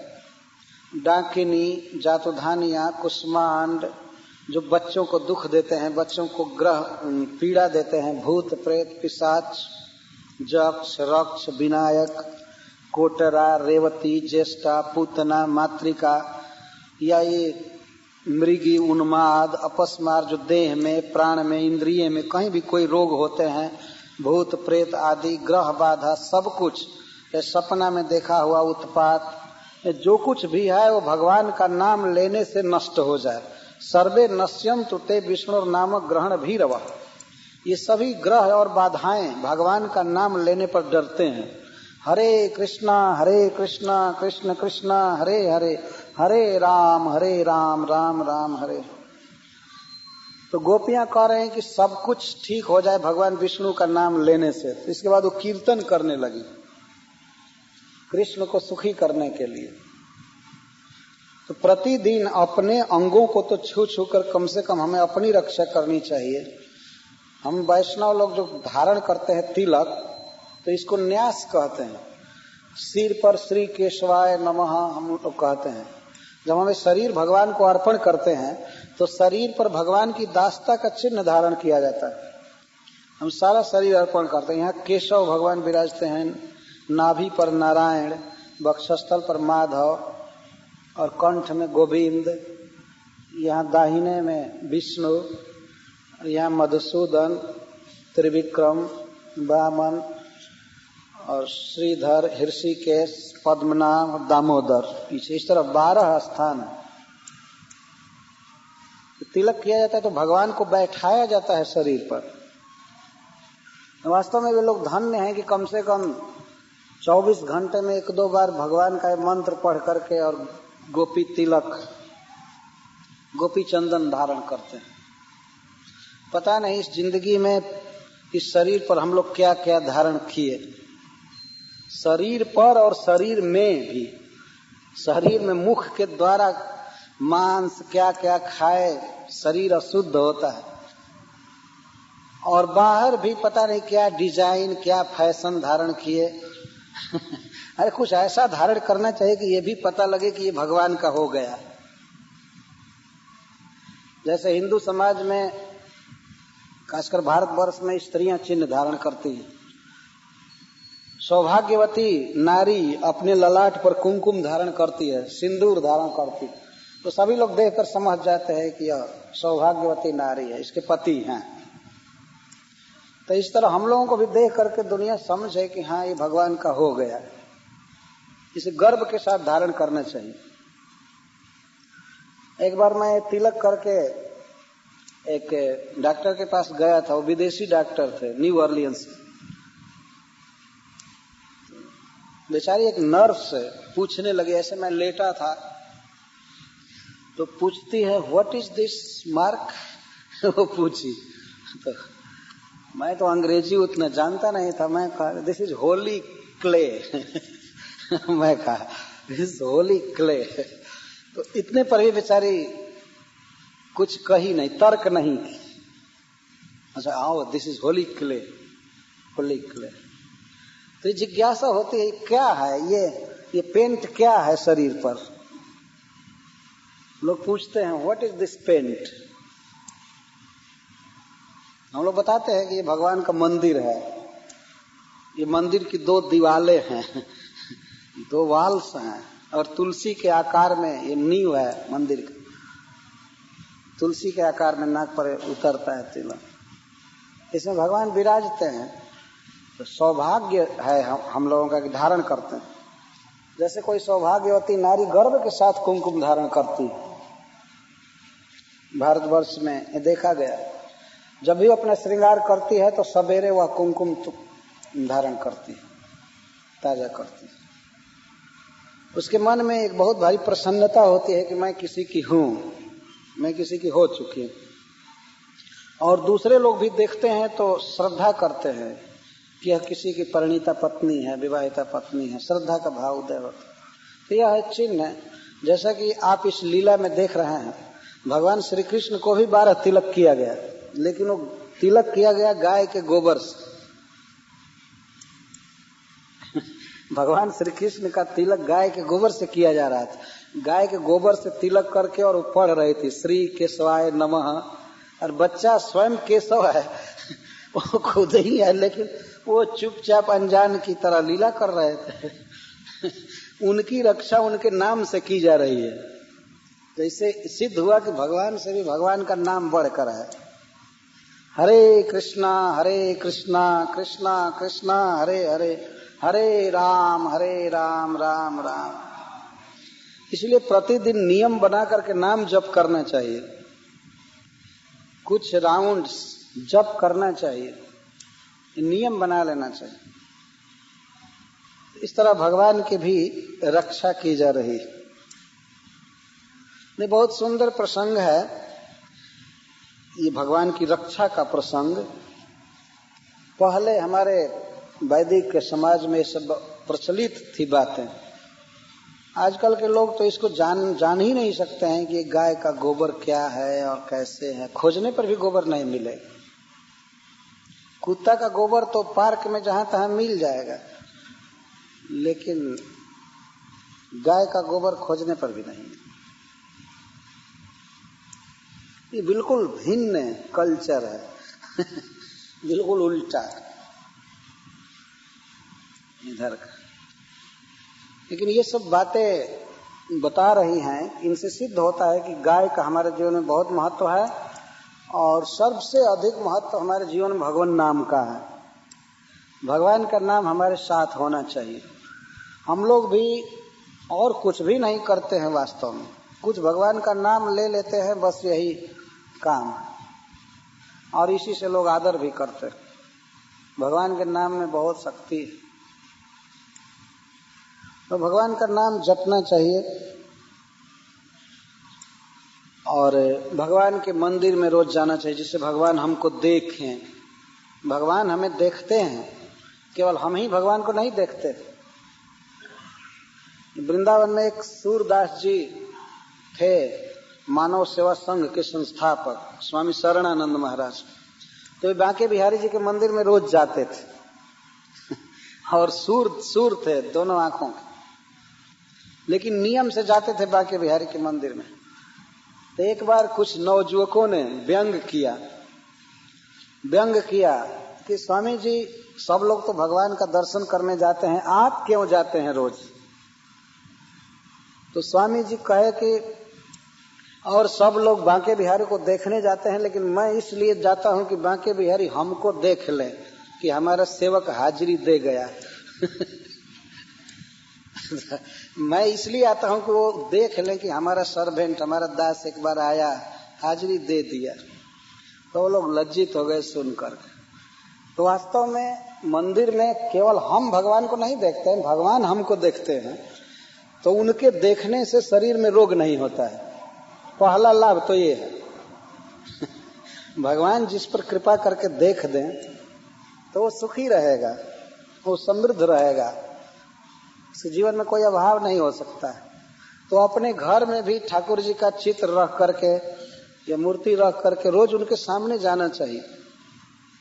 ये संभव हो तो मंदिर में जाए तो कम से कम संडे को मंदिर में जाएं, और अपने घर में तो रोज ठाकुर जी को देखा जा सकता है, प्रणाम किया जा सकता है। इन सब प्रसंगों से सीखना चाहिए। तो इस तरह वे रक्षा कर रही थी। प्रणय नंद महाराज ब्रज से लौटे, जैसा वसुदेव जी ने कहा था कि जाइए जाइए गोकुल, तो उनके आने के पहले सब हो चुका था मथुरा से वे चले थे तब तक इधर हो रहा था, उत्पात गोकुल में चालू था। तो आए तो जब पूतना के देह को नंद बाबा देखे और पूछे लोगों से कि क्या क्या हुआ, तो लोग बताए कि ये तो कृष्ण को उठा करके लाई थी। वो बच्चा किसी तरह से बच गया, न दांत गड़ाई थी और न मारी थी, वो बच्चा पता नहीं कैसे बच गया। तो नंद बाबा सभी गोपों से कहते हैं कि निश्चित ही वसुदेव जी पूर्व जन्म में कोई ऋषि थे, कोई भविष्य दृष्टा ऋषि थे। देखो जो मथुरा में बातें कहे वो बिल्कुल यहाँ सत्य हो गई। लेकिन मथुरा में रहकर वसुदेव जी मथुरा की गतिविधि को समझ गए थे। वो पता लगाते रहते थे अक्रूर जी के द्वारा। अक्रूर जी मिलते थे वसुदेव जी से और अक्रूर जी के द्वारा पता चल जाता था कि कौन सी समय क्या कर रहा है। तो वसुदेव जी पता लगा करके और नंद बाबा को कहे थे कि आप जाइए जाइए जाइए जल्दी। लेकिन नंद बाबा यहाँ गोपों से कह रहे हैं कि वो एक ऋषि थे आज जन्म लिए हैं क्षत्रिय में। बताओ जो उन्होंने कहा वो यहाँ पर घटित हुआ। उन्होंने कहा कि गोकुल में उत्पात हो रहा है और ये सबसे बड़ा उत्पात हो। तो नंद बाबा आज्ञा दिए सभी गोपों को कि इसके शरीर को, पूतना के शरीर को काट काट करके छोटा छोटा करके और सूखी लकड़ियां ला करके इनको जला दो, नहीं तो मरा हुआ शरीर सड़ेगा तो बहुत भारी बीमारी फैलेगी। तो इसलिए उसको पहले काटा गया। उतना थोक है, स्टॉक एक साथ जल नहीं सकता था, तो बहुत बड़ा था। इसीलिए कुल्हाड़ियों से, परसू से उसको कई हजारों गोप मिल करके और काटे, अलग अलग टुकड़ा किए, तो टुकड़ा करके और हजारों चिताओं में उसको जलाए। और जब जलाया गया देह तो उससे फर्स्ट क्लास के अगरू की सुगंध निकली। शरीर जब मनुष्य का जलाया जाता है तो उससे दुर्गंधित धुआं निकलता है, आदमी पहचान जाता है कि आदमी जलाया जा रहा है। लेकिन पूतना का देह जब जलाया गया तो उससे अगर की सुगंध निकली, फर्स्ट क्लास की सुगंध। तो सुखदेव गोस्वामी कहते हैं भगवान जिसका स्तन पिए थे, अपने पैरों से दबाए थे उसके शरीर को, हाथ से दबाए थे, ओठ लगाए थे, क्या उसमें अब पाप रह गया? उसका शरीर भी शुद्ध हो गया था। आत्मा की तो बात दूर है, उसका शरीर भी परम पावन हो गया था। ये तो किसी की लाश जलाने से सुगंध निकलती है, कभी ऐसा नहीं हो सकता। कि भगवान जिसका दूध पिए हैं, जिसके शरीर पर खेले दबाए, तो उसका सारा पाप समाप्त हो गया था।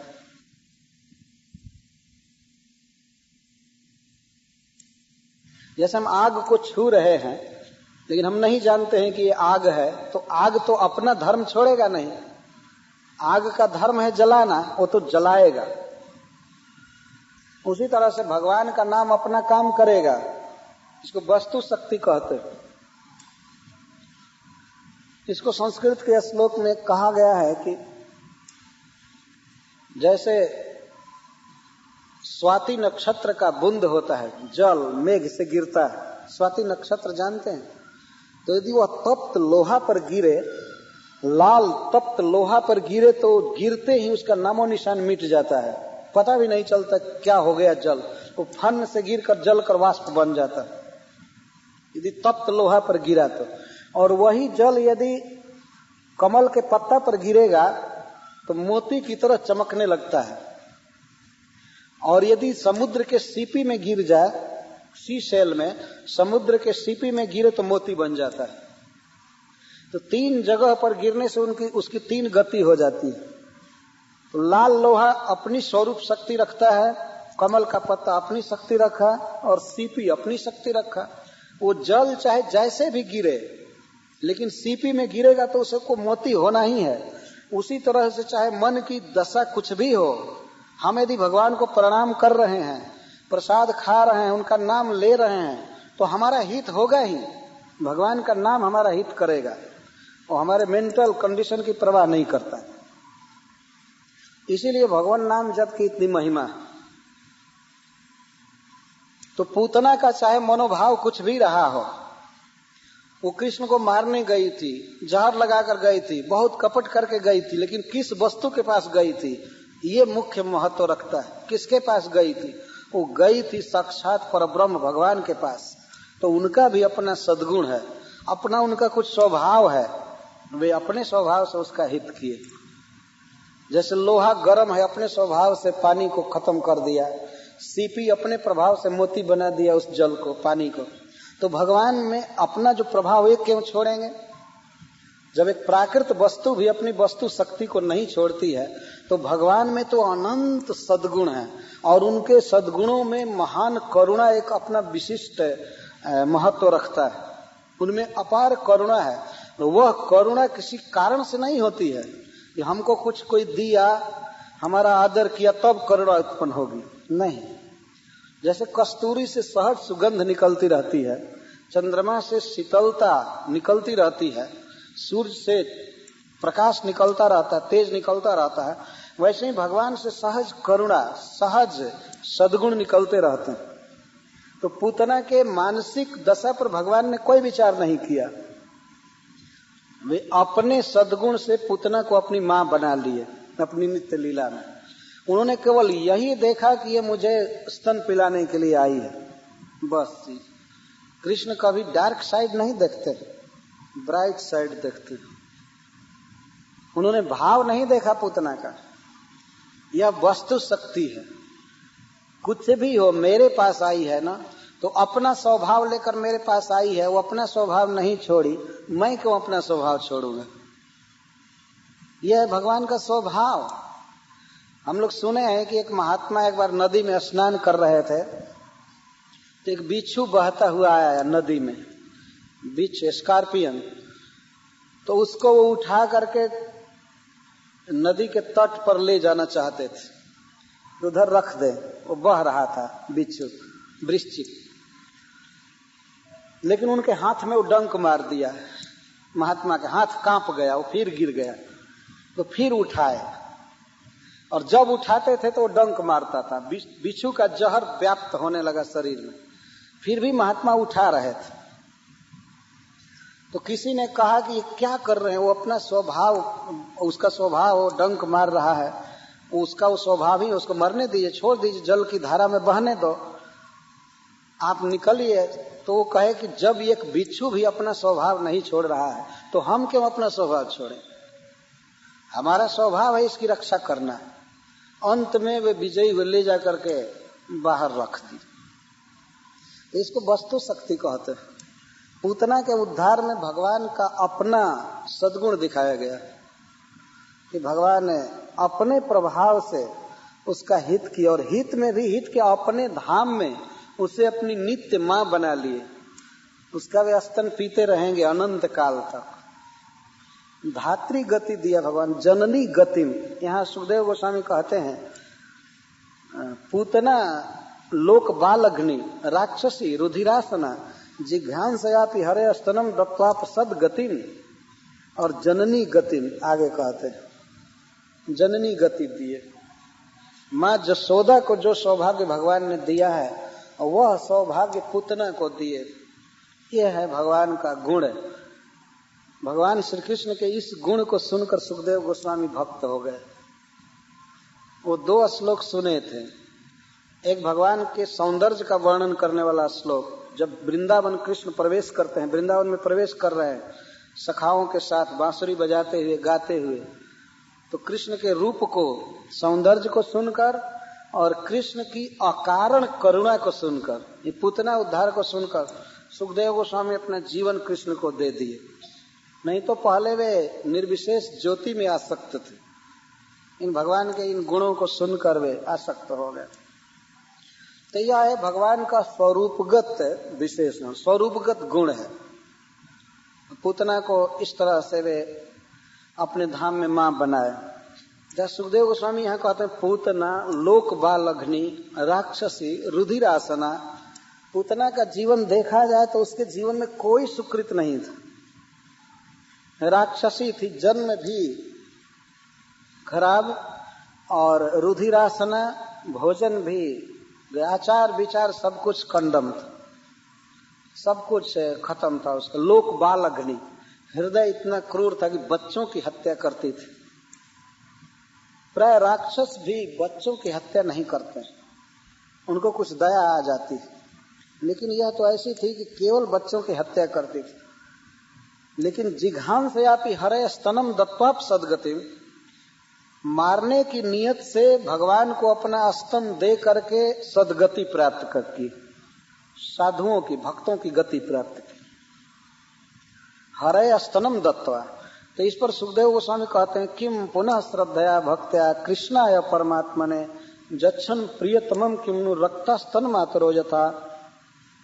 जब कृष्ण को मारने की इच्छा से जहर दे करके भी पूतना मातृ गति प्राप्त की, तो फिर जो लोग श्रद्धा से श्री कृष्ण को कुछ भेंट करते हैं, कुछ देते हैं, उनकी क्या गति होगी, इसमें कौन, इसको क्या कहा जा सकता है, उनकी कितनी सदगति होगी।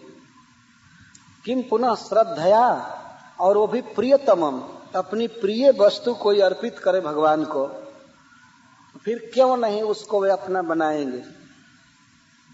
जब जहर देने वाले को मां बना सकते हैं, तो अपना प्रिय व्यक्ति, अपनी प्रिय वस्तु भगवान को अर्पित किया जाए तो क्यों नहीं उससे अपना बनाएंगे। बहुत सी वस्तुएं होती हैं जो मनुष्य अपने लिए भोगना चाहता है, उसको प्रिय वस्तु कहते हैं। जैसे अपनी पत्नी है, सबसे प्रिय वस्तु इस संसार में। लेकिन मनुष्य का एक कर्तव्य होता है कि अपनी पत्नी को वह भगवान की सेवा में लगावे। भगवान की सेवा में लगाने का मतलब यह है कि वह कहे कि तुम प्रसाद बनाओ, तुम कृष्ण के लिए फूल गूंथो, मतलब कृष्ण की सेवा में लगाए, कृष्ण का भक्त बनावे। यह पति का कर्तव्य होता है। तो कभी कभी प्रश्न आता है हमारे सामने कि लेकिन पत्नी भक्त है और पति भक्त नहीं है, तब क्या किया जाए? पहले कुछ पत्नियां भक्त हो जाती है और पति जी को फुर्सत नहीं रहती है, अपने जॉब पर काम धंधा पर जाते हैं, वो एक माला भी जप नहीं करते। तो किसी भी स्थिति में यदि पत्नी भक्त है तो यह भी भाग्य की बात है। लेकिन धीरे धीरे पति को ऐसा करना चाहिए कि उसे आगे रहना चाहिए, नहीं तो बेइज्जती की बात है। पति का मतलब होता है वो नायक है और पत्नी लता की तरह वो आश्रित है।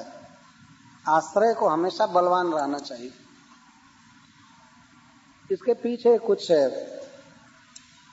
साइंटिफिक कॉज है, वास्तव में वैज्ञानिक कारण। किसी भी विषय में पति को आगे रहना चाहिए और पत्नी को अधीन रहना चाहिए। तो अपनी पत्नी को भगवान की सेवा में लगाना, अपने पुत्र को, अपने भाई को, अपने बंधु को और अपनी वस्तुओं को। हमारे पास कोई वस्तु है, अच्छा घर है, तो घर का एक कोना भी कृष्ण को दे दे, कह ये ठाकुर जी का घर है। प्राय मैं देखा हूं यह विदेश में भी और अपने देश में भी